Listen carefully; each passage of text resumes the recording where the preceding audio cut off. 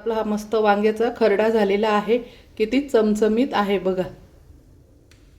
चला तर मग कशा हा अगदी मजेत ना, मी पण मजेत. चला तर मग आता वांग्याचं भरीत, वांग्याची भाजी सर्व काही खाणं झालं. आता आपण मस्त वांग्याचा खरडा बनवायचा आहे. आणि एक लक्षात ठेवा, वांगे आपण भरीत बनवतो, भाजून बनवतो किंवा वाफवून शिजवतो आणि त्यानंतर मॅश करून ते भरीत करतो. आणि हा खरडा आहे, तर हा व्हिडिओ स्किप न करता तुम्ही शेवटपर्यंत पाहायचा आहे. मी कशा पद्धतीने खरडा बनवत आहे.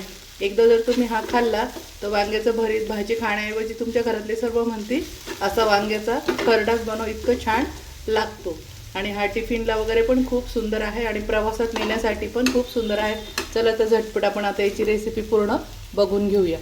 आहे त्याच्यावरती आपण हिरव्या मिरच्या अशा पद्धतीच्या टाकून घ्यायच्या आहे. इथे मी जाडवाल्या हिरव्या मिरच्या टाकल्या आहे. तुम्ही इथे बारीक पण हिरव्या मिरच्या टाकू शकता, ते तिखटवाल्या. हे आम्ही फिक्क्यावाल्या टाकल्या. आता ह्या चांगल्या आधी भाजून घ्यायच्या आहे. अगोदर ह्या चांगल्या आपण अशा भाजून घेऊ.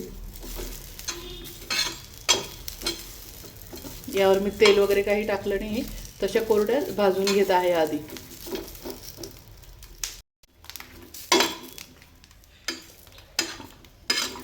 मस्त अशा पद्धतीने टाक पडसो भाजून घ्यायचे आहे छान.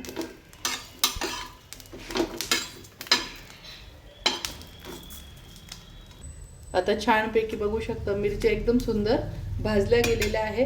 आता आपण इथे शेंगदाणे टाकून घ्यायचे आहे. शेंगदाणे आणि लसूण पण टाकून घ्यायचं आहे. इथे मी लसूण पण टाकून घेतलेला आहे. दोन्ही आता छान आपण एकत्र भाजून घेऊया. शेंगदाणे आणि लसूण संगच घेतलेला आहे भाजायला, बघू शकता. हे पण मस्त छान डाग पडोस्तो भाजून घ्यायचा आहे. आणि असं ठेचा वगैरे करायला आहे ना, जे तवे जास्त वापरत नसेल तेच घ्या. पाहिलं ना साईडला बघू शकता इकडे किती काळा पडलेला आहे.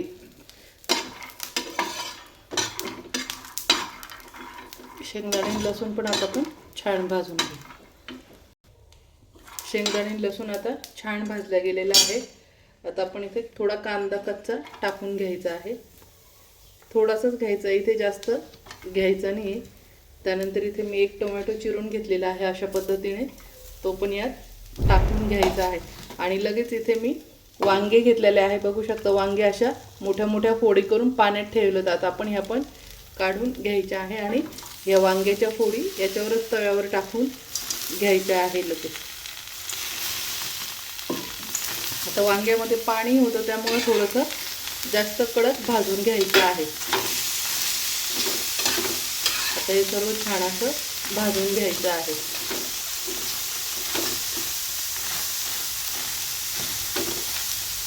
आता याला पण छान वांग्याला डाग पडतो. जसं आपण मिरच्या वगैरे भाजतो तर अशा पद्धतीने वांग्याला पण डाग पडेपर्यंत भाजून घ्यायचं आहे.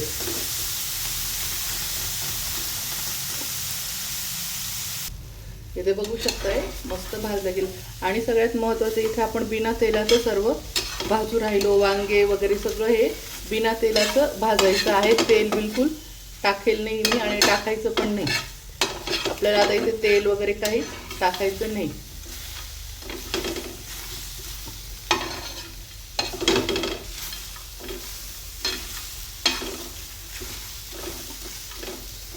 मस्त आता अशा पद्धतीने सर्व वांगे छान भाजल्या जात आहेत.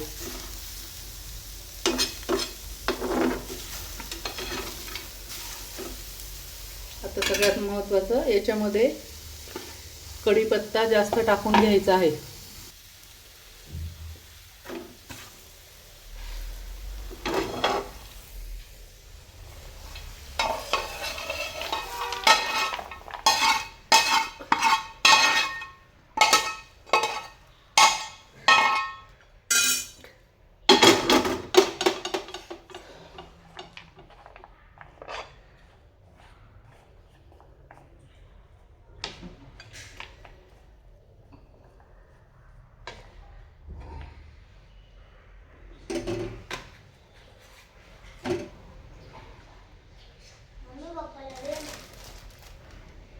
आता हे मी सर्व चॉपरमध्ये टाकून घेत आहे.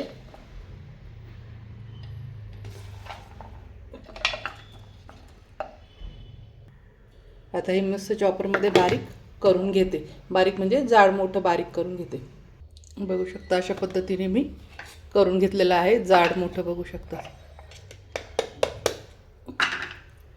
आता हे आपण तव्यावर तेल टाकून परतून घ्यायचं आहे. आता गॅस चालू केला आहे. आपण ज्याच्यावर मिरच्या वगैरे सगळं भाजलं आहे त्याच तव्यावरती तेल टाकून घ्यायचं आहे मस्त. आता थोडेसे जिरे टाकून घ्यायचे आहे तेलामध्ये. जिरे मस्त छान परतवले गेले, तळले गेले. आता याच्यामध्ये आपला ठेचा टाकून घ्यायचा आहे, खरडा ठेचा जे म्हणत असेल तुमच्याकडं ते. यात हळद वगैरे काहीच टाकायचं नाही.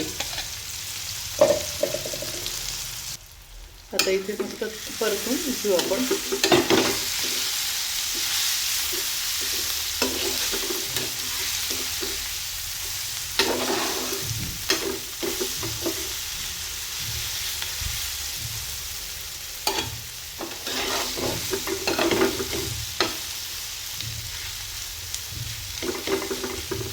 आता 2 मिनिटं याच्यावर आपण असं परतून घेऊया. मिनटं झाकण ठेवायचं आहे, म्हणजे वाफेत. वांगे जर थोडेसे कच्चे असेल तर त्याचा कडूपणा पण निघून जाईल, आणि वांगे जर थोडे कच्चे असेल तर ते पण शिजले जातील. अगदी 2च मिनटं झाकण ठेवायचं आहे. चला तर मग आपलं भरीत 2 मिनटं झाले आहे, बघून घेऊया. वा, एकच नंबर.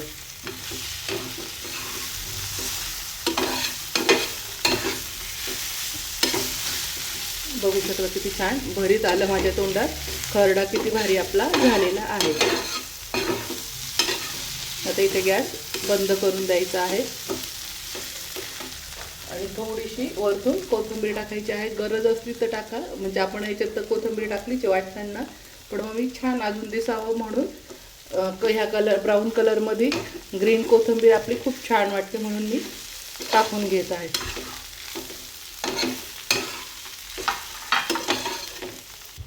आता हे सर्व आपलं झालंय. कोथिंबीर पण टाकली. आता आपण लास्ट याच्यामध्ये मीठ टाकून घ्यायचं आहे. मीठ सगळ्यात शेवटी टाकायचं आहे. आता पुन्हा आपण 1 मिनिटासाठी गॅस पेटवून घ्यायचा आहे. तर आता मीठ लास्ट का टाकायचं याचं कारण असं आहे की जेव्हा आपण मीठ टाकतो तर वांग्याला, टमाट्याला आणि कांद्याला पाणी सुटतं.